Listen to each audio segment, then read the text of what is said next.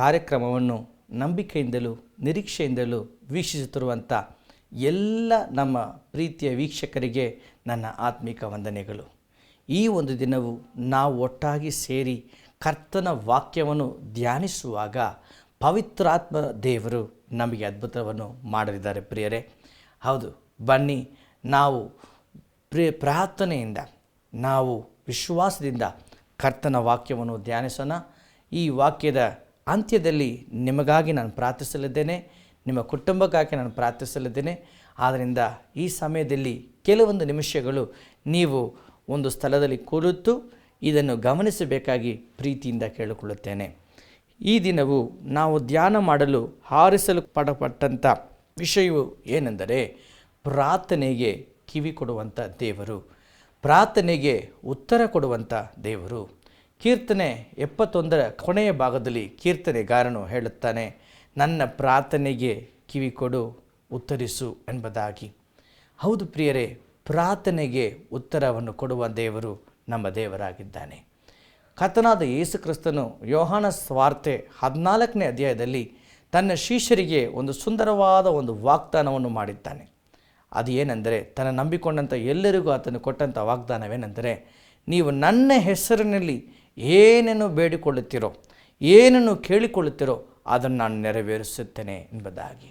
ಹೌದು ಪ್ರಿಯರೇ, ಕರ್ತನಾದ ಯೇಸು ಕ್ರಿಸ್ತನ ಹೆಸರು ಇಟ್ಟು ನೀವು ಪ್ರಾರ್ಥನೆ ಮಾಡುವಾಗ ನಿಮ್ಮ ಪ್ರಾರ್ಥನೆಗೆ ಬೇಗನೆ ಉತ್ತರ ಬರುತ್ತದೆ.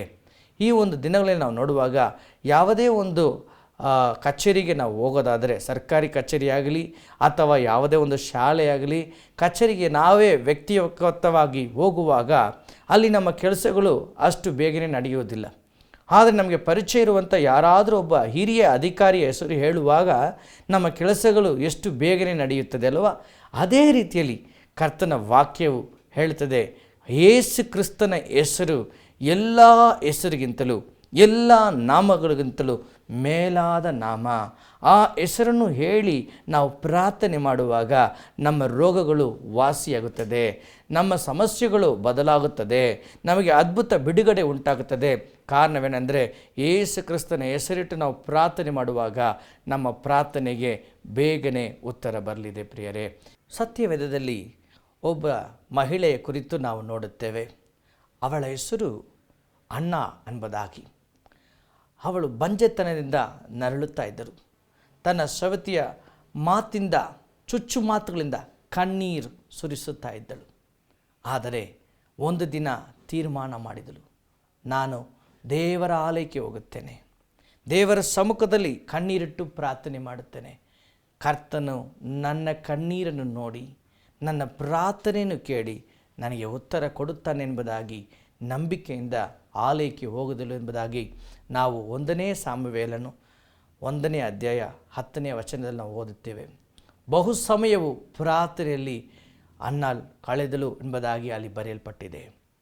ಆ ಪ್ರಾರ್ಥನೆಗೆ ಪ್ರತಿಫಲವೇನು ಗೊತ್ತಾ?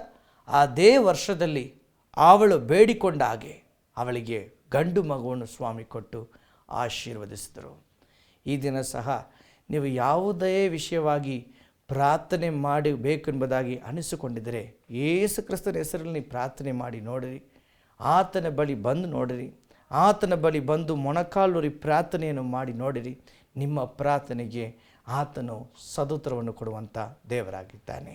ನಿಮ್ಮ ಪ್ರಾರ್ಥನೆ ವ್ರತವಲ್ಲ, ನಿಮ್ಮ ಕಣ್ಣೀರು ವ್ರತವಲ್ಲ, ನಿಮ್ಮ ನಂಬಿಕೆ ವ್ರತವಾಗಿ ಹೋಗೋದಿಲ್ಲ, ನೀವು ಆಶಾಭಂಗ ಪಡೋದಿಲ್ಲ.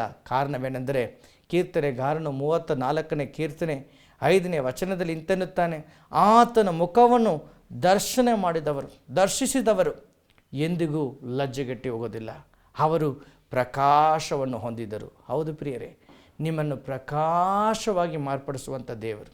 ಆದ್ದರಿಂದಲೇ ಯೇಸು ಕ್ರಿಸ್ತನ ಹೆಸರನ್ನು ಇಟ್ಟು ನೀವು ಪ್ರಾರ್ಥನೆ ಮಾಡುವಾಗ ಅದ್ಭುತಗಳು ನಡೆಯುತ್ತದೆ. ಒಂದು ಸಮಯ ಒಂದು ಸಹೋದರಿ ನಮ್ಮ ಆಲಯಕ್ಕೆ ಬಂದರು. ಅವರು ಹೇಳಿದರು, ಮದುವೆ ಆಗಿ 6 ತಿಂಗಳು ಮಾತ್ರ ತನ್ನ ಗಂಡನ ಜೊತೆಯಲ್ಲಿ ಇದ್ದರು.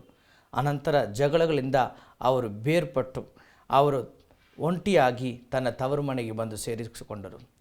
ತವರು ಮನೆಯಲ್ಲೂ ಸಹ ಅವರಿಗೆ ಸಮಾಧಾನವೇ ಇರಲಿಲ್ಲ. ತವರು ಮನೆಯಲ್ಲೂ ಸಹ ಅವರಿಗೆ ನಾನಾ ರೀತಿಯಾದ ಸಮಸ್ಯೆಗಳು. ಮತ್ತೆ ಗಂಡನ ಮನೆಗೂ ಹೋಗಲು ಸಾಧ್ಯವಾಗ್ತಾ ಇರಲಿಲ್ಲ. ಆ ಸಮಯದಲ್ಲಿ ಪ್ರತಿದಿನ ಉಪವಾಸದಿಂದಲೂ ಕಣ್ಣೀರಿನಿಂದಲೂ ಪ್ರಾರ್ಥನೆ ಮಾಡಲು ಆಲಯಕ್ಕೆ ಬಂದು ಅಲ್ಲಿ ಪ್ರಾರ್ಥನೆ ಮಾಡ್ತಿದ್ದರು. ಸ್ವಾಮಿ, ನನ್ನ ಗಂಡನ ಜೊತೆಗೆ ನನ್ನನ್ನು ಸೇರಿಸಿ ಸ್ವಾಮಿ, ನನ್ನ ಜೀವನವನ್ನು ಆಶೀರ್ವದಿಸಿ ಸ್ವಾಮಿ, ನನ್ನ ಕುಟುಂಬವನ್ನು ಆಶೀರ್ವದಿಸಿ ಸ್ವಾಮಿ ಎಂಬುದಾಗಿ ಪ್ರಾರ್ಥನೆ ಮಾಡುತ್ತಲೇ ಬರುವಾಗ ಒಂದು ದಿನ ಪವಿತ್ರಾತ್ಮರು ಪ್ರವಾದನೆಯ ವಾಕ್ಯದ ಮುಖಾಂತರವಾಗಿ ಆ ಸಹೋದರಿಯನ್ನು ಅವರು ಸಂತೈಸಿದರು, ಬಲಪಡಿಸಿದರು. ಈ ವರ್ಷ ನಿನ್ನ ಗಂಡ ನಿನ್ನನ್ನು ಹುಡುಕಿಕೊಂಡು ಬರುತ್ತಾನೆ, ನಿನ್ನ ಪ್ರಾರ್ಥನೆ ವ್ರತವಲ್ಲ, ನಿನ್ನ ಕುಟುಂಬ ಆಶೀರ್ವಾದವಾಗಿ ಮಾರ್ಪಡುತ್ತದೆ ಎಂಬುದಾಗಿ ಸ್ವಾಮಿ ಪ್ರವಾದನೆ ನುಡಿಯನ್ನು ಕೊಟ್ಟರು. ಪ್ರಿಯವರೇ, ಅದೇ ರೀತಿಯಲ್ಲಿ ಆ ವಾಕ್ಯವು ನೆರವೇರಿತು. ಅವರ ಕುಟುಂಬವಾಗಿ ಒಂದಾಗಿ ಸೇರಿದರು. ಈ ದಿನವೂ ಅವರು ಸಾಕ್ಷಿಯಾಗಿ ಸಂತೋಷವಾಗಿ ಜೀವನವನ್ನು ನಡೆಸುತ್ತಾ ಇದ್ದಾರೆ. ಆ ಸಹೋದರಿಗೆ ಮಾಡಿದಂಥ ಅದ್ಭುತವನ್ನು ಈ ದಿನದಲ್ಲಿ ಸ್ವಾಮಿ ನಿಮಗೆ ಮಾಡಲು ಸಿದ್ಧರಾಗಿದ್ದಾರೆ. ಪ್ರಿಯರೇ, ಕರ್ತನಾದ ಯೇಸು ಕ್ರಿಸ್ತನ ಹೆಸರಿನಲ್ಲಿ ನೀವು ಮಾಡುವಂಥ ಪ್ರಾರ್ಥನೆಗೆ ಪ್ರತಿಫಲ ಉಂಟು, ಅದಕ್ಕೆ ಉತ್ತರ ಬರುತ್ತದೆ. ಒಮ್ಮೆ ಆಫ್ರಿಕಾ ಖಂಡಕ್ಕೆ ಒಬ್ಬರು ಮಿಷನರಿ ಆಗಿ ಅಲ್ಲಿ ಸೇವೆ ಮಾಡಲು ಹೋಗಿದ್ದರಂತೆ. ಅಲ್ಲಿರುವಂಥ ಆ ಕಾಡಿನಲ್ಲಿರುವಂಥ ನಿವಾಸಿಗಳು ಮನುಷ್ಯರನ್ನು ತಿನ್ನುವಂಥ ಒಂದು ಅಭ್ಯಾಸವನ್ನು ಅವರು ಮಾಡಿಕೊಂಡಿದ್ದರಂತೆ. ಅವರ ಕೈಗೆ ಇವರು ಸುಳುಕಿ ಬಿದ್ದು ಅವರು ಇವರನ್ನು ತಿನ್ನುವುದಕ್ಕೆ ಸಿದ್ಧತೆ ಮಾಡೋದಕ್ಕಿಂತ ಮುಂಚಿತವಾಗಿ ಅವರ ಅರಸರನ್ನು ಕರೆದು ಅಲ್ಲಿ ತಂದರಂತೆ. ಅವರ ಅರಸರ ಮುಂದೆ ಈ ಮಿಷನರಿಯನ್ನು ನಡೆಸುವಾಗ ಆ ಅರಸನ ಒಳಗೆ ದುಷ್ಟ ಶಕ್ತಿಗಳು ಆತನನ್ನು ಪೀಡಿಸ್ತಾ ಇರೋದನ್ನು ಈ ಮಿಷನರಿ ನೋಡಿ ಕಣ್ಣೀರಿನಿಂದ ಯೇಸುವಿನ ನಾಮದಲ್ಲಿ ಆ ಒಂದು ಅರಸನಿಗೆ ಪ್ರಾರ್ಥನೆ ಮಾಡುವಾಗ ಆ ಅರಸನನ್ನು ಆ ದುಷ್ಟ ಶಕ್ತಿಗಳು ಬಿಟ್ಟು ಹೋಯ್ತಂತೆ. ನಂತರವಾಗಿ ಆ ಅರಸನು ಅದನ್ನು ಅಂಗೀಕರಿಸಿಕೊಂಡು ಆ ಬಿಡುಗಡೆಯನ್ನು ಹೊಂದಿಕೊಂಡು ಈ ಒಂದು ಸೇವಕರನ್ನು ಬಿಡಿಸಿ ಇವರನ್ನೇ ದೇವರಾಗಿ ಆತನು ಆರಾಧಿಸಲು ಪ್ರಾರಂಭಿಸಿದರಂತೆ. ಆಗ ಆ ಅರಸನಿಗೆ ಈ ಮಿಷನರಿ ದೇವರ ಪ್ರೀತಿಯ ಬಗ್ಗೆ ಹೇಳಿದಾಗ ಆತನು ಸಹ ಕರ್ತನಾದ ಯೇಸು ಕ್ರಿಸ್ತನನ್ನು ಅಂಗೀಕರಿಸಿಕೊಂಡಂತೆ. ಅದ ನಂತರ ಆ ಕಾಡಿನಲ್ಲಿದ್ದಂಥ ಪ್ರತಿಯೊಬ್ಬ ನಿವಾಸಿಗಳ ಹತ್ರ ಹೋಗಿ ಕರ್ತನಾದ ಯೇಸು ಕ್ರಿಸ್ತನ ಬಗ್ಗೆ ಸ್ವಾರ್ಥೆಯನ್ನು ಸಾರಲು ಈ ಮಿಷನರಿಗೆ ಬಾಗಿಲು ತೆರೆಯಲ್ಪಡ್ತಂತೆ. ಹೌದು ಪ್ರಿಯರೇ, ಈ ಒಂದು ಕಾರ್ಯವನ್ನು ನಾವು ನೋಡುವಾಗ ಯೇಸು ಕ್ರಿಸ್ತನ ಹೆಸರಿನಿಂದಲೇ ಈ ಅದ್ಭುತವು ನಡೆದಿದೆ. ಪ್ರಿಯರೇ, ಈ ವಾಕ್ಯವನ್ನು ಕೇಳುತ್ತಿರುವಂಥ ನಿಮಗೂ ಯೇಸು ಕ್ರಿಸ್ತನ ಹೆಸರಿನಲ್ಲಿ ಅದ್ಭುತಗಳು ನಡೆಯಲಿದೆ. ಆತನ ಹೆಸರಿಗೆ ಎಲ್ಲ ರೋಗವು ಬಗ್ಗುತ್ತದೆ. ಆತನ ಹೆಸರಿಟ್ಟು ನಾವು ಪ್ರಾರ್ಥನೆ ಮಾಡುವಾಗ ಎಲ್ಲ ನಾನಾ ರೀತಿಯಾದ ಮಂತ್ರ ಕಟ್ಟುಗಳು ಮುರಿದೋಗುತ್ತದೆ, ಶಾಪಗಳು ಮುರಿದೋಗುತ್ತದೆ, ರೋಗಗಳು ವಾಸಿಯಾಗುತ್ತದೆ. ಕಾರಣವೇನೆಂದರೆ ಆತನ ಹೆಸರು ಅದ್ಭುತವಾದ ಹೆಸರು, ಆತನ ಹೆಸರು ಅದ್ಭುತವನ್ನು ಮಾಡುವಂಥ ಹೆಸರು, ಆತನ ಹೆಸರು ಪರಲೋಕವನ್ನು ಭೂಲೋಕವನ್ನು ಗದರಿಸುವಂಥ ಆ ಹೆಸರು. ಈ ದಿನ ಆತನ ಹೆಸರಲ್ಲಿ ನಿಮಗಾಗಿ ನಾನು ಪ್ರಾರ್ಥನೆ ಮಾಡಲಿದ್ದೀನಿ. ಬನ್ನಿ ಪ್ರಿಯರೇ, ನನ್ನ ಜೊತೆಲೇ ಸೇರಿ ಪ್ರಾರ್ಥನೆಯನ್ನು ಮಾಡೋಣ. ಕಣ್ಣುಗಳನ್ನು ಮುಚ್ಚಿ ನಾವು ಪ್ರಾರ್ಥನೆ ಮಾಡೋಣ. ನಮ್ಮನ್ನು ಪ್ರೀತಿಸುವಂಥ ದೇವರೇ, ಯೇಸು ಕ್ರಿಸ್ತನ ಅದ್ಭುತವಾದ ನಾಮದಲ್ಲಿ ಈ ಒಂದು ಕಾರ್ಯಕ್ರಮವನ್ನು ವೀಕ್ಷಿಸುತ್ತಿರುವಂಥ ನಮ್ಮ ಪ್ರಿಯ ವೀಕ್ಷಕರಿಗಾಗಿ ನಾನು ಪ್ರಾರ್ಥಿಸುತ್ತೇನೆ. ಅವರ ಜೀವನದಲ್ಲಿ ಯಾವುದೇ ಸಮಸ್ಯೆವಿದ್ದರೂ ನಿನ್ನ ಹೆಸರಿಟ್ಟು ಅವರು ಪ್ರಾರ್ಥನೆ ಮಾಡುವಾಗ ಅವರ ಕುಟುಂಬಗಳಲ್ಲಿ ಅದ್ಭುತಗಳು ನಡೆಯಲಿ. ಕೆಲಸ ಇಲ್ಲದವರಿಗೆ ಕೆಲಸ ಸಿಕ್ಕಲಿ, ವ್ಯಾಪಾರದಲ್ಲಿ ಆಶೀರ್ವಾದವು ಬರಲಿ, ಬೇರ್ಪಟ್ಟಿರುವಂಥ ಕುಟುಂಬವು ಒಂದಾಗಿ ಸೇರಲಿ ಸ್ವಾಮಿ. ರೋಗದಲ್ಲಿ ನರಳುತ್ತಾ ಇರುವಂಥ ಪ್ರತಿಯೊಬ್ಬರಿಗೂ ಯೇಸುವಿನ ನಾಮದಲ್ಲಿ ಸ್ವಸ್ಥತೆ ಉಂಟಾಗಲಿ ಎಂಬುದಾಗಿ ನಾನು ಪ್ರಾರ್ಥಿಸ್ತೇನೆ ಸ್ವಾಮಿ. ಈಗಲೇ ಪವಿತ್ರಾತ್ಮರ ಶಕ್ತಿಯು ಅನೇಕರನ್ನು ಮುಟ್ಟೋದಕ್ಕಾಗಿ ಸ್ತೋತ್ರ, ಈಗಲೇ ಮುಟ್ಟೋದಕ್ಕಾಗಿ ಸ್ತೋತ್ರ. ಹಾಲೆಲೂಯಾ. ಈ ಒಂದು ಪ್ರಾರ್ಥನೆಗೆ ಉತ್ತರ ಬಂದಿದ್ದಕ್ಕಾಗಿ ಸ್ತೋತ್ರ, ಯೇಸುವಿನ ನಾಮದಲ್ಲಿ ತಂದೆಯೇ, ಆಮೇನ್ ಆಮೇನ್. ಪ್ರಿಯರೇ, ಈಗಲೇ ಕರ್ತನ ಆತ್ಮನು ಅನೇಕರನ್ನು ಮುಟ್ಟೋದನ್ನು ನಾನು ನೋಡ್ತಾ ಇದ್ದೀನಿ. ಸಾವಿತ್ರಿ, ಕರ್ತನ ಆತ್ಮನು ಈಗಲೇ ನಿಮ್ಮನ್ನು ಮುಟ್ಟಿದ್ದಾರೆ. ನಿಮ್ಮ ಹೃದಯದಲ್ಲಿ ಉಂಟಾದಂಥ ಆ ಒಂದು ರೋಗವು, ಆ ಒಂದು ನೋವು ಈಗಲೇ ಸ್ವಸ್ಥವಾಗಿ ನಿಮ್ಮ ಉಸಿರಾಟದಲ್ಲಿ ಈಗಲೇ ನಿಮಗೆ ಒಂದು ಬಿಡುಗಡೆ ಉಂಟಾಗಿದೆ. ಸಾವಿತ್ರಿ, ಈ ಒಂದು ಅದ್ಭುತವನ್ನು ಹೊಂದಿಕೊಂಡದಕ್ಕೆ ಕರ್ತನ ಸ್ತುತಿ ಮಾಡಿರಿ, ಸ್ತೋತ್ರ ಮಾಡಿರಿ. ಈ ದಿನದಿಂದ ಒಂದು ಹೊಸ ಪ್ರಾರಂಭವನ್ನು ಕರ್ತರು ನಿಮಗೆ ಕೊಡ್ತಾ ಇದ್ದಾರೆ. Thank you Lord Jesus, thank you Lord Jesus. Ramakrishna ಎಂಬ ಹೆಸರನ್ನು ನಾನು ಆತ್ಮದಲ್ಲಿ ನೋಡ್ತಾ ಇದ್ದೇನೆ. ನಿಮ್ಮ ಕೆಲಸ ಕಾರ್ಯಗಳಲ್ಲಿ ಸ್ವಾಮಿ ಅದ್ಭುತವನ್ನು ಮಾಡಲಿದ್ದಾನೆ. ರಾಮಕೃಷ್ಣ, ನಿಮ್ಮ ಕೆಲಸ ಕಾರ್ಯಗಳಲ್ಲಿ ಒಂದು ಅದ್ಭುತ ಕಾರ್ಯಗಳು ನಡೆಯುತ್ತಿದೆ. Thank you Lord, thank you Jesus, thank you Lord, thank you Jesus. Victor ಎಂಬ ಹೆಸರು ನನ್ನ ಕಣ್ಗಳ ಮುಂದೆ ಬರ್ತಾ ಇದೆ. ವಿಕ್ಟರ್, ನಿಮ್ಮನ್ನು ಸ್ವಾಮಿ ಆಶೀರ್ವದಿಸಿ ಪವಿತ್ರಾತ್ಮದಿಂದ ತುಂಬಿ ನಿಮ್ಮ ಸೇವೆ ಕಾರ್ಯಗಳಲ್ಲಿ ಒಂದು ಅದ್ಭುತವನ್ನು ನೀವು ನೋಡ್ತೀರಾ. Hallelujah. Thank you Lord, thank you Lord. ಚರ್ಮದ ಕಾಯಿಲೆಯಿಂದ ಒಬ್ಬರು ಈ ಕಾರ್ಯಕ್ರಮವನ್ನು ವೀಕ್ಷಣೆ ಮಾಡ್ತಿದ್ದೀರಾ. ನಿಮಗೆ ಚರ್ಮದ ಕಾಯಿಲೆ ಇದೆ, ಚರ್ಮದಲ್ಲಿ ಎಲ್ಲೆಲ್ಲಿ ಬಿಳಿ ಬಿಳಿ ಕಾರ್ಯಗಳು ಪ್ಯಾಚಸ್ ಇರೋದನ್ನ ನೋಡ್ತಾ ಇದ್ದೀನಿ. ಕರ್ತನಾದ ದೇವರು ಈಗಲೇ ನಿಮ್ಮನ್ನು ಮುಟ್ಟುತ್ತಿದ್ದಾನೆ. ನಿಮ್ಮ ಸ್ವಸ್ಥತೆಯನ್ನು ಯೇಸುವಿನ ನಾಮದಲ್ಲಿ ಹೊಂದಿಕೊಳ್ಳಿ. Thank you Lord Jesus, thank you Lord. ಪವಿತ್ರಾತ್ಮನೇ ನಿಮಗೆ ಸ್ತೋತ್ರಪ್ಪ, ಕಾರ್ಯಗಳನ್ನು ಮಾಡೋದಕ್ಕಾಗಿ ಸ್ತೋತ್ರಪ್ಪ. ಕೆಲಸ ಇಲ್ಲದೆ ಅಳಿಯುವ ಪ್ರತಿಯೊಬ್ಬರಿಗೂ ಒಳ್ಳೆಯ ಕೆಲಸವನ್ನು ಕೊಡೋದಕ್ಕಾಗಿ ಸ್ತೋತ್ರಪ್ಪ. ಕಣ್ಣೀರಿನಿಂದ ಕಷ್ಟಪಟ್ಟು ಈ ಕಾರ್ಯಕ್ರಮ ನೋಡುತ್ತಿರುವಂಥ ಪ್ರತಿಯೊಬ್ಬರ ಕಷ್ಟಗಳು ಸ್ವಾಮಿ ಮಾರ್ಪಡುವುದಕ್ಕಾಗಿ, ಆಶೀರ್ವಾದವಾಗಿ ಮಾರ್ಪಡುವುದಕ್ಕಾಗಿ ಸ್ತೋತ್ರಪ್ಪ. ಕರ್ತನ ಅಭಿಷೇಕವು ಅನೇಕರ ಮೇಲೆ ಇಳಿದು ಬರ್ತಿದೆ. ಅನೇಕರನ್ನು ಕರ್ತನ ಮುಟ್ಟುವುದನ್ನು ಆತ್ಮದಲ್ಲಿ ನೋಡ್ತಿದ್ದೀನಿ. ಸ್ವಾಮಿ ನಿಮಗೆ ಸ್ತೋತ್ರಪ್ಪ. ಎಲ್ಲರಿಗೂ ಅದ್ಭುತಗಳನ್ನು ಮಾಡಿದ್ದಕ್ಕಾಗಿ ನಿಮಗೆ ಸ್ತೋತ್ರಪ್ಪ, ಸ್ತೋತ್ರಪ್ಪ. ಮರಿಯಾ ಡಿಸೋಸ ಸ್ವಾಮಿ ನಿಮ್ಮನ್ನು ಮುಟ್ಟಿದ್ದಾರೆ. ಕರ್ತನ ಕರಗಳು ನಿಮ್ಮ ಮೇಲೆ ಇಳಿದು ಬಂದಿದೆ. ನಿಮ್ಮ ಕುಟುಂಬದಲ್ಲಿದ್ದಂಥ ಎಲ್ಲ ವಿಧವಾದ ಜಗಳಗಳು ಸಮಾಧಾನವಾಗಿ ಮಾರ್ಪಡುತ್ತದೆ. Thank you lord. ನಿಮಗೇ ಮಹಿಮೆ ಉಂಟಾಗಲಿ. ಎಲ್ಲ ಮಹಿಮೆ ನಿಮಗೇ ಸಲ್ಲಿಸುತ್ತೇವೆ ಯೇಸುವಿನ ನಾಮದಲ್ಲಿ ತಂದೆಯೇ, ಆಮೇನ್. ಈ ಕಾರ್ಯಕ್ರಮವು ನಿಮಗೆ ಆಶೀರ್ವಾದಕರವಾಗಿತ್ತು ಎಂಬುದಾಗಿ ನಾನು ಕರ್ತನಲ್ಲಿ ನಂಬುತ್ತೇನೆ. ನಿಮ್ಮ ಪ್ರಾರ್ಥನೆ ವಿಷಯಕ್ಕಾಗಿ ನಮಗೆ ಕರೆ ಮಾಡಿರಿ. ನೀವು ಹೊಂದಿಕೊಂಡಂಥ ಅದ್ಭುತಗಳನ್ನು ನಮಗೆ ತಿಳಿಯಪಡಿಸಿರಿ.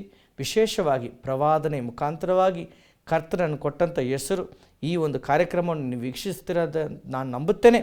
ನೀವು ನಮಗೆ ಕರೆ ಮಾಡಿ ನಿಮಗೆ ಬಂದಂಥ ಪ್ರವಾದನೆ ಮಾತಿನ ಬಗ್ಗೆ ನೀವು ನಮಗೆ ತಿಳಿಯಪಡಿಸಿರಿ.